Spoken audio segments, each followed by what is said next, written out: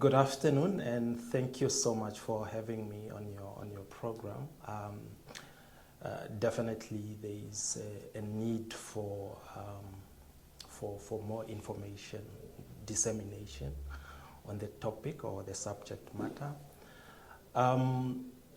Well, the recent development with regards to this impositioning of 21% tariff on Namibian exports to the US, it somehow came as a surprise for many people, but for others, for those of us that are in the field, we have somehow been following the developments within the US government setup. Just to set the context as to what the tariff is and how they work. Basically, a tariff is a tax, and we're talking about a tax imposed on a foreign product being imported into a domestic market. Normally, tariffs are used to protect and develop the local industry. However, they can only work well if they are very much targeted. In this case, the tariffs are not targeted to any specific product. It's a blanket kind of approach. Therefore, you see all these sort of disruptions, because they will reduce the exported goods competitiveness in the domestic market, in this case in the American market. It affects the demand of such foreign products, and therefore we really have that concern that these tariffs are not well positioned as we speak. So there is an impression that every country that has been slapped with these tariffs, it has been done so in a reciprocity approach.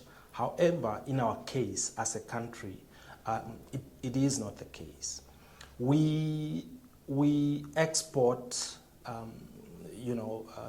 number of products to the US. Most of them enters the US market under AGOA, and some of them enters the market on an MFN basis, which is your most favored nation applied tariffs. And it's the same when the USA wants to export their manufactured goods into the Namibian market. If you look at the product list that we import from the US, really comprised of petroleum products, it comprised of machineries and components, and most of those enters our markets free of charge. There is no tariffs on many of those equipments. So in fact, the current trade imbalance is not really because of the results of tariffs whatsoever. So we need to somehow clarify that. Now, in terms of the impact, there is both direct and non-direct impact on the exports to the US. And maybe just to start off, I should mention that both Namibia and the US are members of the World Trade Organization. And this unilateral move by the US government to impose tariffs really is against the foundation principles of the WTO agreement that we are party to. That's number one. So And there are many principles, which includes your most favored nation, which dictates that, member states should treat one another equally. But if you look at the level of these tariffs, for Namibia it's 21%, for Botswana it's around 31% or 30%, for South Africa it's even higher at 37%, for United Kingdom it's 10%. So there is no equal treatment thereof. So there is no transparency, there was no, the whole regime creates an unfair competition within the global trading system. So that is number one. Number two, if you look at our total exports for the year 2024, it stood around 120 billion Namibian dollars to the rest of the world. And that includes a 3.1 billion approximately to the US market. The United States have exported to the Namibian market around 5.1 billion worth of export goods. And the deficit, the trade imbalance, it's actually in the US favor. It's not in the Namibian favor. Therefore, it creates some really uncomfort for us as a nation. But if you also, in actual fact, if you look at the trade data for the last decade, starting from the year 2014 to recently, the trade deficit has been in the, against the Namibian producers and manufacturers. So we export less than what we import from the US. So it's just not, an issue that one needs to just believe that you are ripping off your trade partners.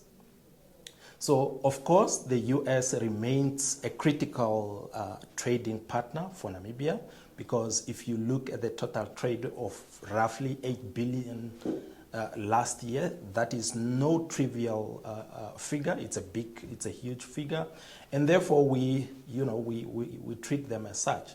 Now, what do we export to the US, and what do they export? At least I have somehow spoken to that already. So we export high-value products, which includes uranium, it includes diamonds, precious stones, charcoal, and emerging product for Namibia. We export essential oils, table salts. You mentioned them. All of them, and I mean all of them, are going to be negatively affected by this tariff. Now, if you look at for practical reasons, if you look at the 3.1 billion worth of export that this country have exported to the US last year, if that is going to be the same figure starting from tomorrow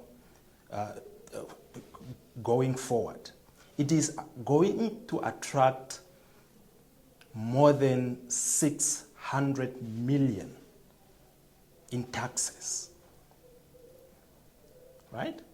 And it makes our product uncompetitiveness in that market. It makes our product not wanted in that market.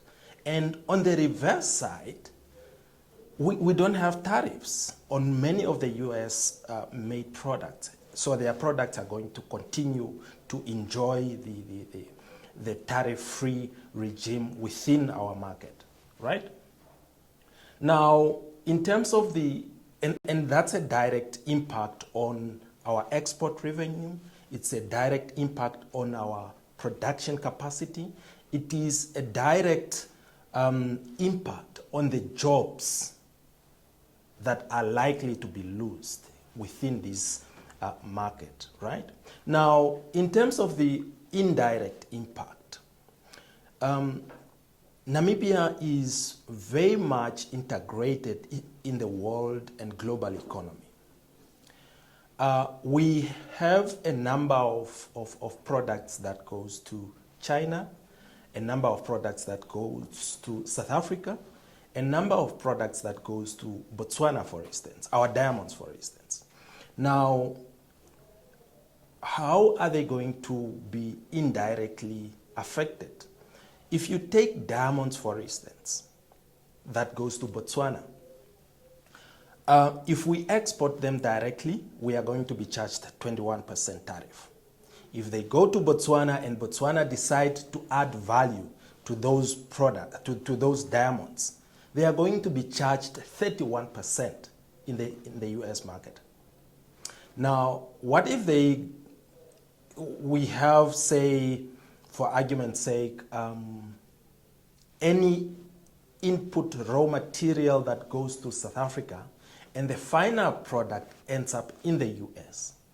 Those products are going to be charged around 37%. Now, if our iron ore that is being mined in Namibia goes to China, China is the biggest steel producer in the US, and their products are going to be charged 34%, for instance. Now, if that becomes undesirable, it means all these three countries are going either to reduce the demand for the Namibian products, and definitely that has an impact on the production, and it has an impact on the jobs, and ultimately our economy has to go down somehow, right? So that's how it works. Now, what can be done? Maybe that's a question that should be asked. So personally, I feel there is a need to, for government to do a number of things, and we should have started, and I think in some instances we have already started doing those things. Now, one of them to react to these tariffs, the tariffs needs to be corrected. And economic diplomacy and the engagement state to state at the government levels need to be prioritized as soon as yesterday. We can either do that as a country individually, or because we are in a customs union, which is SACU, we can partner with our partners within SACU, and then we can engage the US government, right? So that we can iron out the issues related not only to tariffs, but we need these tariffs to be compatible with the WTO principles as well as AGOA, because these agreements are binding laws that are binding to all of us, right, including the US government. I know there is some arguments beyond that of national security and whatnot, but for now, I think that's an endless argument, and I don't think our government needs to be involved in all those unnecessary arguments. Secondly, what needs to happen is, look, we need to sort of create a permanent solution, a trade deal. that can be embedded in a trade policy and trade agreement. Currently, there is an AGOA, and AGOA really does not, it does provide benefits for many of our products, and we appreciate that.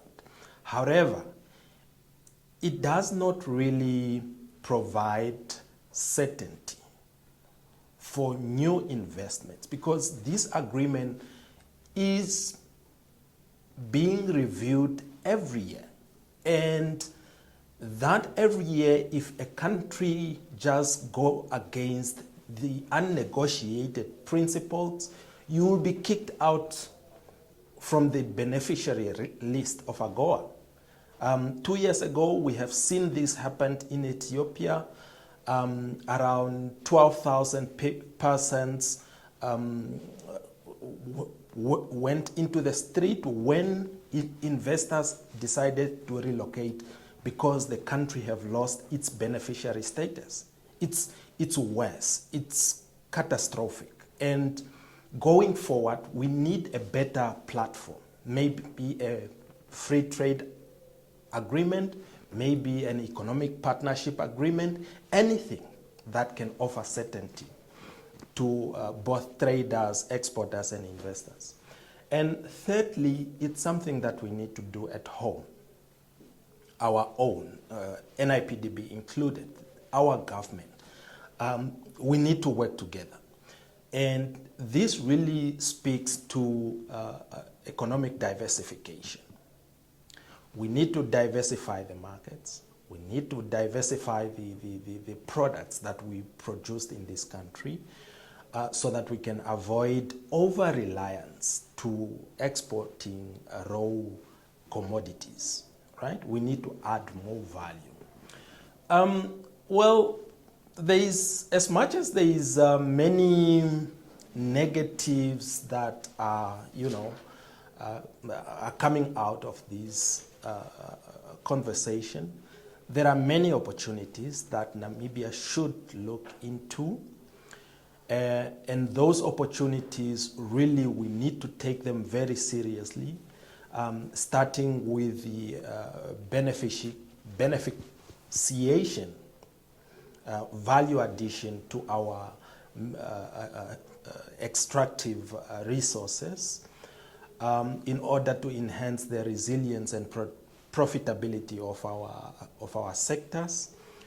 And therefore, maybe it starts with targeted investment attraction in order to increase our industrial capacity, skills development, and build a very high-level kind of logistical infrastructure. So I think those are some of the things that needs to be done. Over and above that, I think it is very critical. You should understand that investment projects and businesses that are currently located in hardest hit economies, they are starting to think of relocating.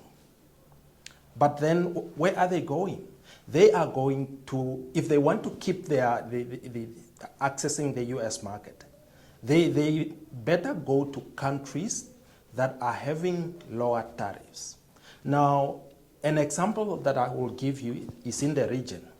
We are very much well positioned when it comes to logistical and geographical location as a country. We have the peace stability, the political stability in this country. Our tariff imposed by the US is 21%. If you look at Botswana, it's 30%. If you look at South Africa, it's 37%. They have those multinational companies that wants to relocate. And we are saying, look, we are just at your doorstep. Why can't they relocate to Namibia, for instance? Because when they come here, their tariffs goes down and they can still access the same market that they are targeting. Now, there is, of course, it's not as easy as one can say it. It's not really a short-term strategy, but it's something that can be done. People are, I mean, big investors, multinational companies are thinking of relocating. They want to go away from China. Where can they go? They can come to Namibia. They want to go away from countries like India, like Japan, etc., because all those countries have been slapped with higher tariffs, right? So the government, more specifically on policy reform, one thing that can be advised is to, as quick as possible, make hard decisions. We need to negotiate market access elsewhere for our products. Normally, it takes a very long time. Let me give you a practical example. It have taken us as a country to negotiate market access in China for goat and lamb meat. 2 years, probably more than that. It has taken us almost, we have now unlocked that market, thank God. It have taken us more than 2 years to negotiate market access for our grapes into the Chinese market. We are now on the final stages. 2 years is a long time for business and investment decision.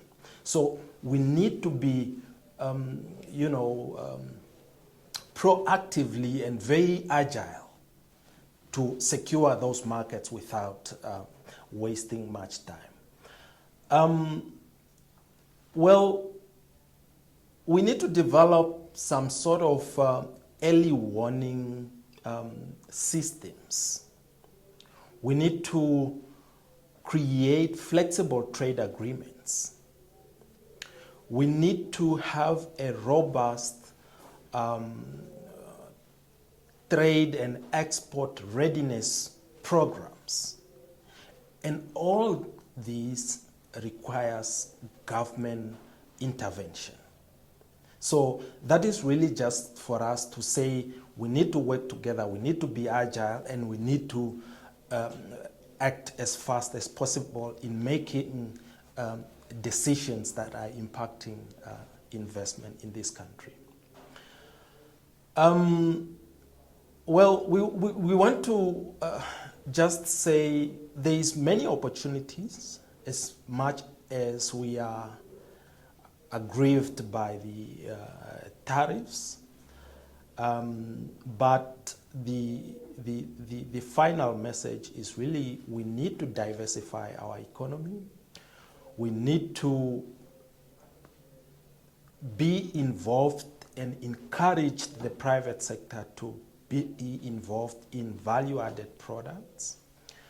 And we have to position Namibia as an investment-ready economy. So I think those are really the underlying messages that we need to be focusing on.